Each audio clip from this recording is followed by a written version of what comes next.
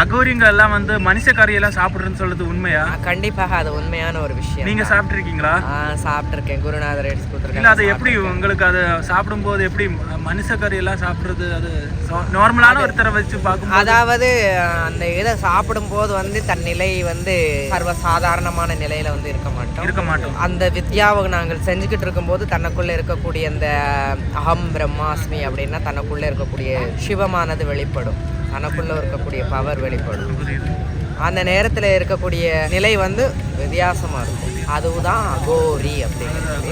நான் நிறைய இடத்துல டிராவல் பண்ணியிருக்கோம், நிறைய அகோரிங்களை பார்த்துருக்கோம். முதல் தடவை தான் பெண் அகோரியை பார்க்குறோம். இந்த மாதிரி உங்களோட இந்த பொண்ணு அகோரிங்க நிறைய இருக்காங்களா? அகோரிங்கள்ல வந்து ஆண் பெண் அப்படிங்கிற எந்த ஒரு வேற்றுமை வேறுபாடுகள் அதெல்லாம் கிடையாது. அகோரிங்கிறது ஒரு நிலைத்தன்மை. அதாவது எதுவுமே வந்து அசுத்தமும் இல்லை, எதுவுமே புனிதமும் இல்லை. எல்லாமே ஒரே பார்வை. அதாவது மனிதனாக இருந்தாலும் சரி, அது சின்ன எறும்பாக இருந்தாலும் சரி, எல்லாமே ஒரே உயிர் தான்.